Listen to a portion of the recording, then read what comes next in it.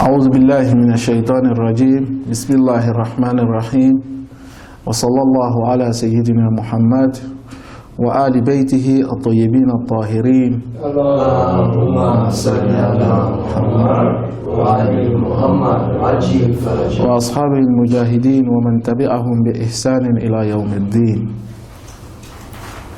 L'autre jour, nous avions parlé des visions concernant l'apparition du chiisme et nous avons parlé nous avons parlé de l'emploi du mot chiite ou bien en arabe Shia à l'époque du prophète Muhammad sallallahu alayhi wa alihi par le prophète lui-même. Et nous avons relaté quelques hadiths concernant le mot Shia qui était attribué à l'imam Ali alayhi salam et ses partisans. Et nous avons démontré que le mot Shia, même s'il était un mot qui avait de différents sens sur le plan littéraire arabe, alors ce mot-là, lorsqu'il a été employé par le prophète Muhammad sallallahu alayhi wa alihi, il était appliqué sur des gens qu'on pouvait appeler des partisans et des adeptes, des gens qui étaient attachés à l'imam Ali alayhi salam. Donc nous allons continuer encore aujourd'hui avec le sujet du chiisme à l'époque du prophète Muhammad sallallahu alayhi wa alihi. Lorsque vous voulez parler du chiisme à l'époque du messager d'Allah, que la paix et la bénédiction d'Allah soient sur lui et sa sainte famille, vous allez vous référer toujours à ces mêmes paroles qui ont été relatées par le prophète Muhammad sallallahu alayhi wa alihi à travers des hadiths. Et que, si vous vous rappelez encore, on avait dit que c'est le prophète Muhammad sallallahu alayhi wa alihi, compte tenu qu'il avait relaté des paroles à propos des vertus,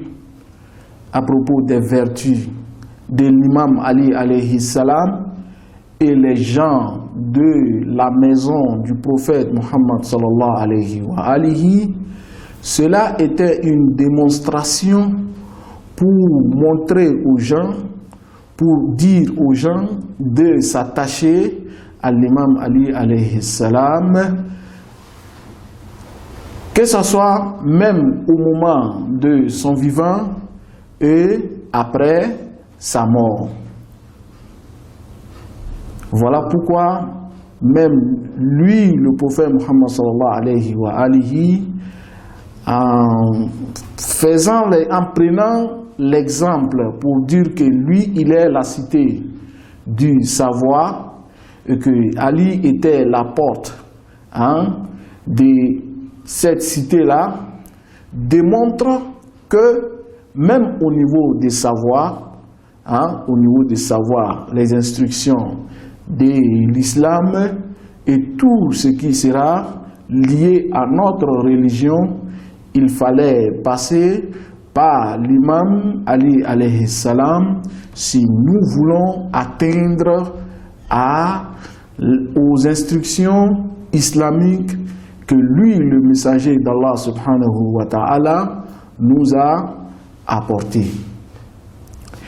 Et cela aussi devait nous enseigner pour dire que les mesures que le prophète Muhammad sallallahu alayhi wa alihi il a mis en place pour ne pas que la communauté soit égarée après lui, que les mesures dont il a mis en tant que modèle, c'était de passer par l'imam Ali et les gens de sa maison. Nous avons relaté beaucoup de paroles concernant ce sujet-là lorsque le prophète Muhammad sallallahu alayhi wa alihi parlait de ce que on devait suivre lorsqu'il ne serait pas là. Donc, comme je l'ai dit, le mot Shia n'a pas été inventé après la mort du messager d'Allah subhanahu wa ta'ala. Mais seulement, comme je l'ai dit, il y a eu des différentes étapes de l'emploiement de ce mot-là. Parce que vous allez trouver que, comme je l'ai dit, vous allez trouver que ce mot était encore plus employé à l'époque du prophète Muhammad sallallahu alayhi wa alayhi. Mais quelles sont les différentes étapes? Avant de démontrer les différentes étapes et les petites différences qui démontrent une continuité de cette même appellation-là, nous allons, Inch'Allah, démontrer cela, que c'est le même chiisme et c'est le même attachement à l'imam Ali alayhi salam et aux gens de la maison du prophète Muhammad sallallahu alayhi wa alihi. Mais comment? Je vais commencer une fois encore de plus à relater des paroles du messager d'Allah subhanahu wa ta'ala qui sont pareilles, qui sont semblables à des paroles du messager d'Allah subhanahu wa ta'ala que j'ai relaté l'autre jour. Mais je vais le mettre dans un autre contexte, puisque notre leçon, ça concerne l'histoire. Je vais démontrer que pour dire que ce mot n'a pas été inventé après la mort du messager d'Allah subhanahu wa ta'ala, et même que ça existait depuis à l'époque du prophète Muhammad sallallahu alayhi wa alayhi. Il y a Abu Hatim al-Razi qui a rapporté un hadith, une parole qui dit ceci lorsque comment on appelle, il dit cela dans son livre Hadir al-Alam al-Islami, c'est-à-dire que la traduction du sujet de ce livre-là veut dire que le monde islamique contemporain. Dans ce livre-là, il dit ceci, que inna awwala ismin zahara fil islam ala ahdi rasulillahi huwa shi'a wa kana hadha laqabu arba'atin min as-sahaba hum Abu Zar wa Salman wal Miqdad wa Ammar. Qu'est-ce qu'il dit dans cette parole? Il dit ceci, que le premier nom ici concernant les sectes islamiques, les écoles islamiques, pour dire que inna awwala ismin zahara fil islam, que le premier nom qui a apparu en islam à la ahdi rasulillahi sallallahu alayhi wa alihi, depuis l'époque du prophète Muhammad sallallahu alayhi wa alihi, huwa ash-shi'a, c'est le mot ash-shi'a. Wa kana hadha laqabu arba'atin min as-sahaba. Il dit que ce mot-là était le surnom de 4 compagnons du prophète Muhammad sallallahu alayhi wa alihi. Wahum, Ces compagnons-là sont Abu Zar al-Ghifari, Salman al-Farisi, Miqdad et Ammar. Donc, il dit que ces 4 personnes-là avaient le surnom de Ashia. Ashia, ici, veut dire quoi? Il est clair, lorsque nous allons nous référer au sens littéraire que j'avais déjà relaté ici depuis le premier jour de la leçon de notre histoire du schisme, les noms, depuis le premier jour que j'ai relaté ici, le sens de Shia va dire à ce point-là les partisans et les adeptes. Les partisans de qui? Les adeptes de qui? Dans cette parole, il n'a pas défini à qui ils étaient attachés. À qui ils étaient attachés. Qu'est-ce que nous allons faire? Nous allons nous en servir de d'autres paroles qui sont venues, qui ont été relatées dans d'autres références pour définir que ceux-là étaient des adeptes, étaient attachés à l'imam Ali, alayhi salam. Que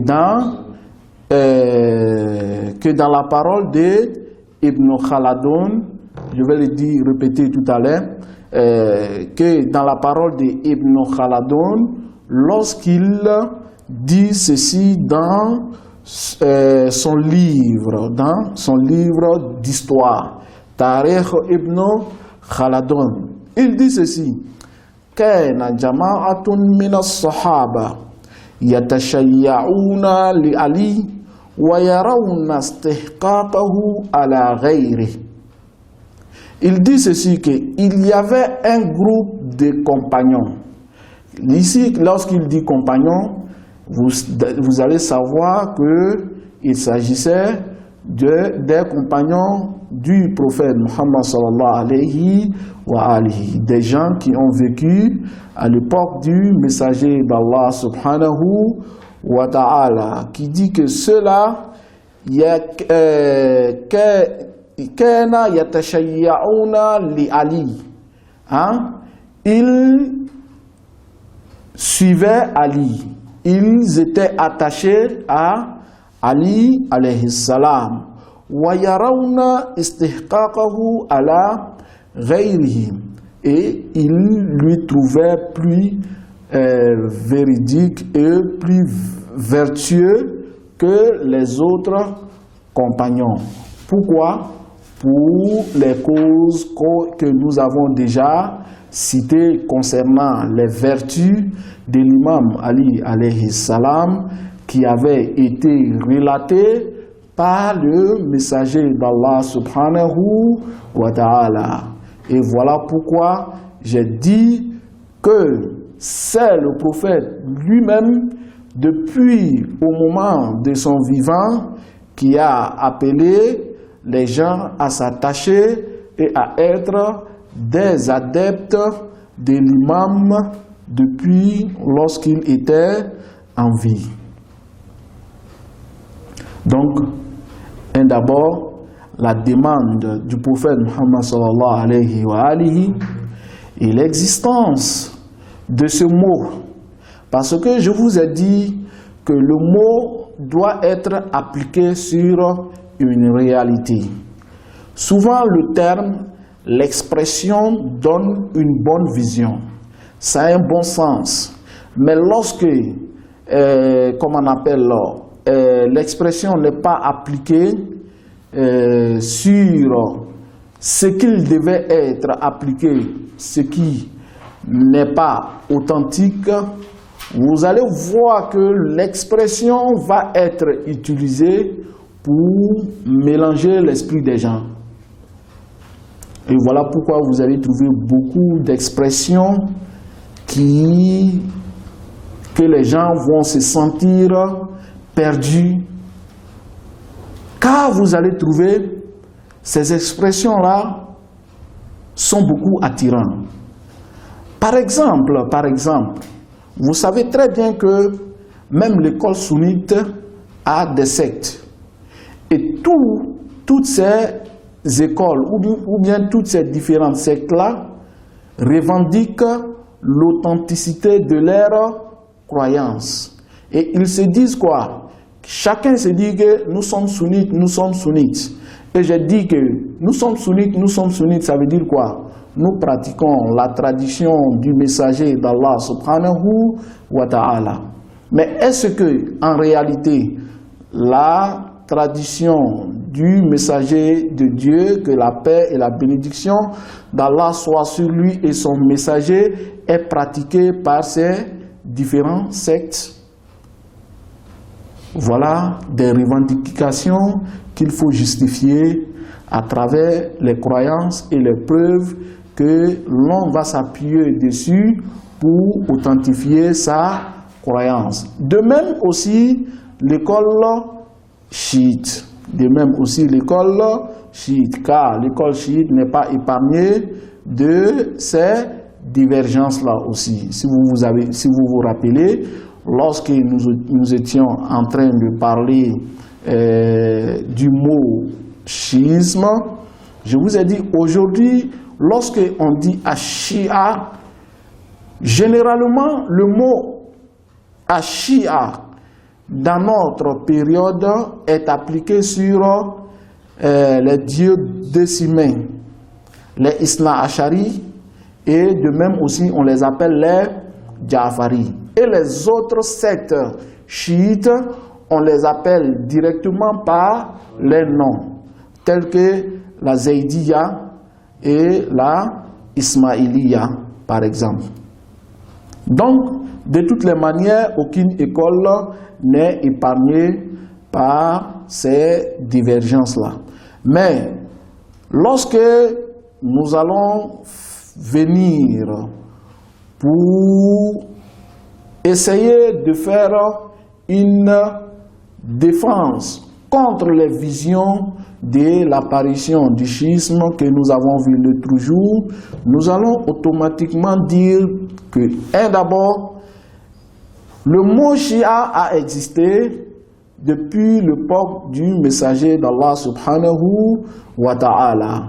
Si c'est parce que vous n'aimez pas le mot là, par rapport à la sunna du prophète Muhammad sallallahu alayhi wa alihi, le mot Shia a été appliqué sur les partisans et les adeptes de l'imam Ali alayhi salam depuis l'époque du prophète Muhammad sallallahu alayhi wa alihi. Et que nous venons de relater deux paroles concernant cela, et dans les sessions passées aussi, nous avons eu à relater quelques paroles du messager d'Allah subhanahu wa ta'ala concernant le verset coranique de Surat Al-Bayyina. Donc, une autre parole encore qui a été rapportée dans Khutot Ash-Sham, qui dit que Urifa jama'atun min kibari sahaba bimuwalati aliyin fi asri rasulillahi sallallahu alayhi wa alihi mislu Salman al-Farisi al-Qail بايعنا رسول الله على النصح للمسلمين والائتمام بعلي بن أبي طالب والموالاة له ومثل أبي سعيد الخدري الذي يقول أمر الناس ب5 فعملوا ب4 وتركوا واحدة ولما سئل عن الأربع قال الصلاة والزكاة وصوم شهر رمضان والحج وقيل ما الواحدة التي تركوها قال ولاية علي بن أبي طالب قيل وإنها لمفروضة معهن. Ça, c'est une très très belle parole qui a été citée ici. Qui veut dire quoi? Qui veut dire que ici, dans ce hadith ou dans cette parole, le mot Shia n'a pas été employé. Mais la définition de Shia a été appliquée dans cette parole. Comment? Parce qu'il dit ici qu'un groupe de compagnons du prophète Muhammad sallallahu alayhi wa alihi, qui étaient bien connus à cette époque-là, qu'est-ce qu'ils faisaient ceux-là? Ils privilégiaient. Ils ont élu. Ils avaient la croyance de quoi? Ils ont élu Ali alayhi salam depuis l'époque du messager d'Allah subhanahu wa ta'ala.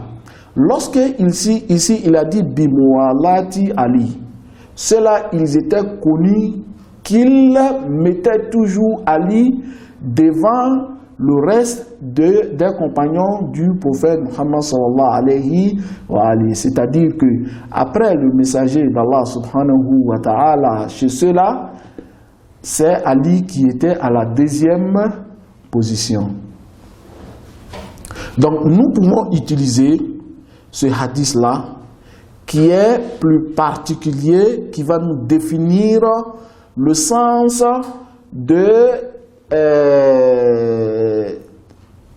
comment on appelle, de Shia que nous avons défini en tant qu'adeptes et partisans de l'imam Ali depuis l'époque du prophète Muhammad sallallahu alayhi wa alayhi. Donc, lorsque nous allons voir ces différents, comment on appelle, applications, je vous ai dit dans le premier hadith que le mot Shia, dans la première parole, il dit qu'il était appliqué sur 4 personnes. Les 4 personnes étaient Abu Zar, Salman, Miqdad et Ammar. Je répète, Abu Zar, Salman, Miqdad et Ammar. C'était ces 4 personnes. Quelle était la cause de l'appellation de ceux-là en tant que Shia de Ali? Parce qu'ils étaient attachés à lui. Parce qu'ils étaient attachés à lui. C'était des adeptes de Ali. C'était des partisans de Ali. Ceux-là ont élu Ali alayhi salam depuis l'époque du messager d'Allah subhanahu wa ta'ala. Donc c'est ainsi aussi vous allez trouver dans le deuxième hadith que j'ai relaté qui démontre aussi que ceux-là, ils voyaient, compte tenu des hadiths que j'ai relatés ici, que ceux-là avaient la croyance pour dire que le prophète Muhammad sallallahu alayhi wa alihi, c'est lui-même qui avait appelé à s'attacher à l'imam Ali alayhi salam. On a eu à relater ces paroles-là ici. C'est ainsi aussi que nous allons trouver dans la parole du prophète Muhammad sallallahu alayhi wa alihi lorsqu'il dit dans quelques hadiths qu'il a relaté à propos de l'imam Ali et les gens de sa maison. L'autre jour, j'ai dit par exemple que le prophète Muhammad sallallahu alayhi wa alihi a dit ceci, un hadith qui a été rapporté dans Mustadrak al-Hakim, lorsqu'il dit Mathalu ahli bayti kasafinati Nuh man takhallafa anha zakha finnar, que l'exemple des gens de ma maison est comme l'exemple de l'arc de Noé.